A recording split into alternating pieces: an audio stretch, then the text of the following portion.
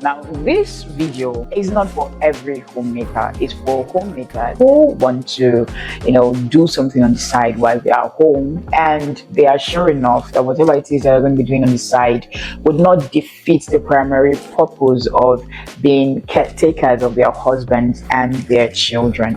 Many homemakers come into homemaking because of the season of their life that they entered into. For example, you got married, you started having kids, and your husband and yourself decided that it would be better if you were at home with the kids at home, right? So it might not have been a stage of your life that you really planned for, but somehow you happened into it, right? And maybe before you began to stay at home with the kids, you probably had a corporate job, or you had never really done any type of business or entrepreneurial ventures by yourself, right?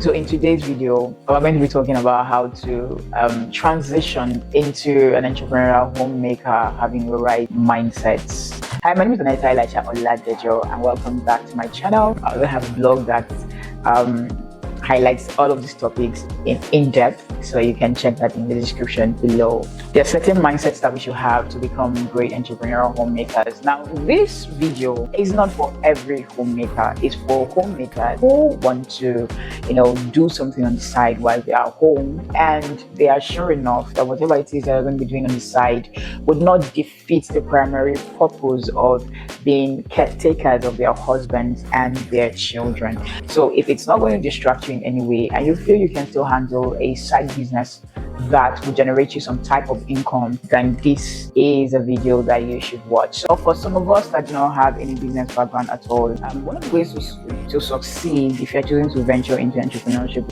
instead of thinking I do not have any business background so I cannot venture into entrepreneurship, the better you thought, I'm a capable and adaptable learner. All right, yes, this is a mindset to have, especially for we homemakers who want to venture into entrepreneurship without any background knowledge or any foreknowledge to doing so, right?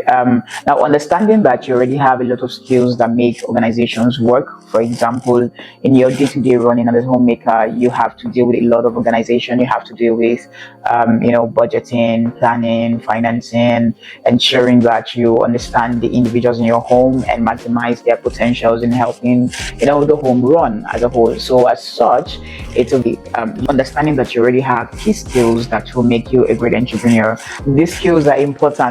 These are the key skills that you basically need to do venture into entrepreneurship or run any type of business. Now, understanding that you're adaptable because you already have these skills would help you do well at whatever small business that you're aiming to or looking at venturing into, than thinking that you can't just because you do not have foreknowledge of any type of business venture whatsoever. Now, because you're an adaptable learner, you would gravitate towards finding resources that will help you do better as a small business owner, right? You would easily find resources online to help you on your entrepreneurial journey. You can also check out my website, Elisha-Oladejo.com, for resources that would also help you as well. All right. The major thing that you need to run any type of business or go into entrepreneurship is basically adaptability, really, the ability to stay learning and getting used to tools and resources that you would need to help your business get better. Overall, the more knowledge you have, the better you will do. Why? Because, business is changing, is evolving. The way we do business today is evolving every day, and keeping up with that call would put us way ahead. So another obstacle that makes a lot of homemakers very skeptical into venturing into entrepreneurship sometimes is having capital, right, to start off as much as they would want to, right? And so you could easily start thinking, oh, I don't have resources to run a business, right? But instead of thinking about the resources, you could tell yourself that you are resourceful and you are very creative at finding solutions. It means that if you do not have physical capital or monetary capital to start up a small business at home, there are things that you can actually do in order to either raise capital or things that you can begin to do with minimal capital that might not be as much as you thought you needed, right? Yes, you can be resourceful, meaning you can find the things around you that you already have that can help you start up from where you are, right?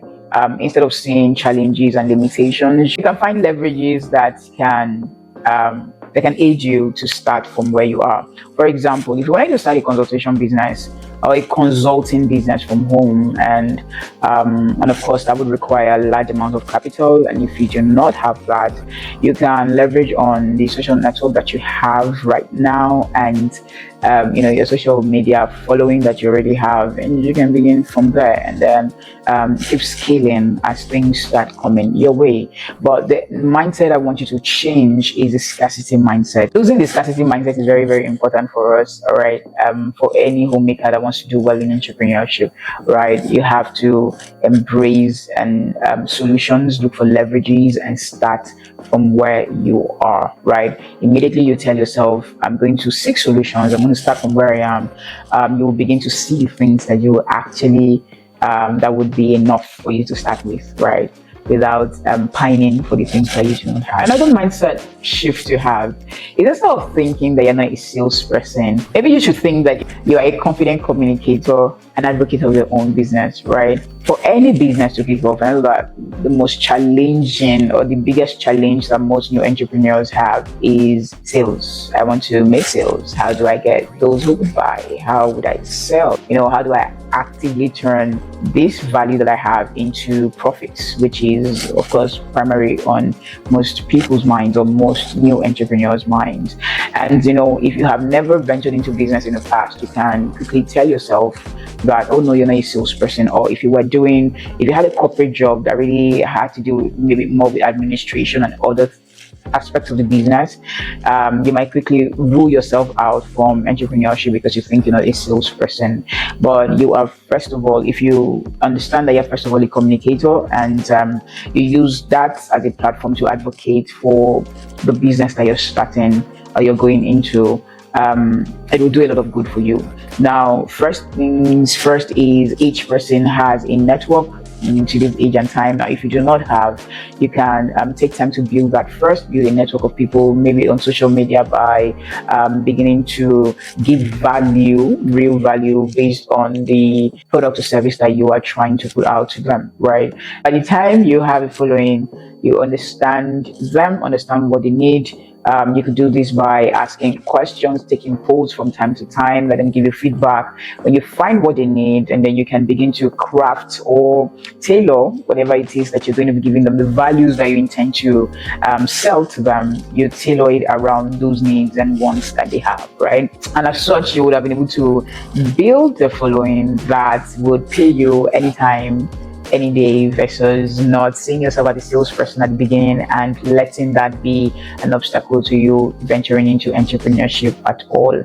Okay, another mindset again to shift from is, instead of thinking, oh, I'm just starting out, right? Why not let your mindset be that you are on the journey of building a successful business.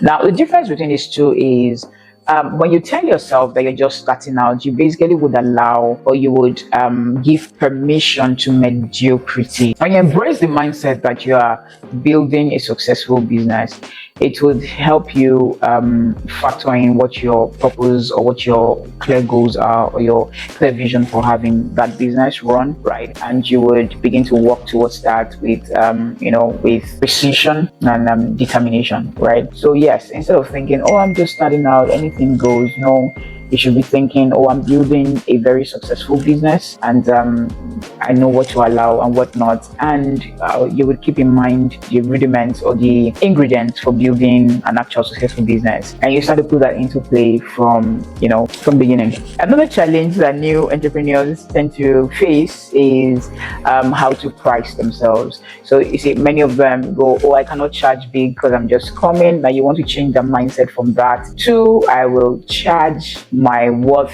for the services or the products that I provide. Now, business basically is value. Recognizing and valuing your worth as an entrepreneur based on the value that you're actually giving out in your business is very, very important.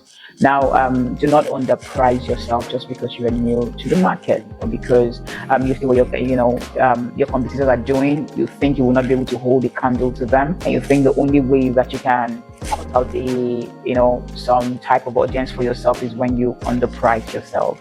Now, understand that the value that you put on anything that you do will basically equate how people will sense what they are getting from the product or service that you're offering, right? Now, you do not want to overly underprice your services, especially in comparison to your competitors, because it doesn't make you look any better. In fact, it starts to raise doubts in the minds of your audience, who are asking, why exactly is yours the way it is, right? Why is it cheaply priced? Is it because the services are substandard or something like that? Now, you want to price yourself adequately, appropriately, based on the values that you are giving to your audience.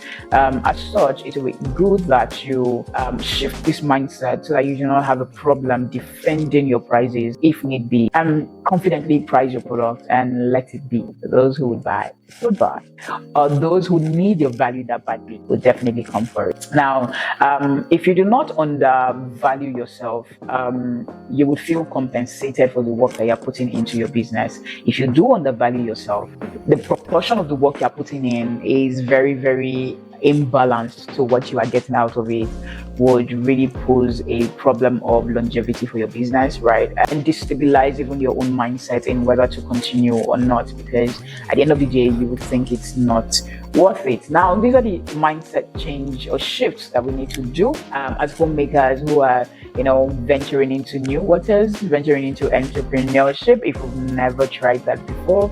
Now, with these mindsets that I've mentioned, if we can shift, yes, we would be able to start a side business at home and do well at it. If you want to become an entrepreneur as a homemaker, not because you want to compete with your husband whose basic role is to provide, right? But just because you want to complement him, right? Or you want to keep busy if you feel like you have a lot of time in your hands, assuming that you have delegated most of the things that you need delegated, right? While keeping the things that are more priority to on your own personal radar. Now, if that's a reason for you to, I 100% wholeheartedly support you. I think you should. If you have more hands, if you have more time to yourself, you can keep growing yourself by running a business. All of that is still to better you as a person in the first place. Now, but in order to do this, please keep these mindset shifts that we have talked about in cognizance, and hopefully they become as guiding lights for you as you move forward. Thank you very much again for watching this video, and I hope that you check out all the videos that we have done in the past, and I'll see you in the next video. Godspeed. Success, as we know it, is the compounded effect of the everyday steps we take towards a main goal. One of the things that gives peace and mental clarity while homemaking is putting the emptiness season clearly before our eyes. Taking baby steps at the moment while still on the journey of making and keeping the home towards that season is an important aspect of self-care most people overlook. It strengthens the intentionality that goes into making every moment you have right now count. My blog, Aneta, Elisha-Oladejo.com, helps young women navigate their homemaking season in view of the empty nest phase. From ebooks to short courses on time management for homemakers to parenting, finances, and building small businesses while at home, there is plenty to keep you learning and growing while you create the warm, loving space that your family needs to thrive.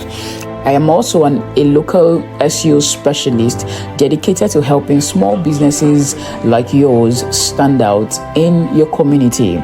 Whether you're a budding entrepreneur or a seasoned business owner, you can employ my services to amplify your online presence.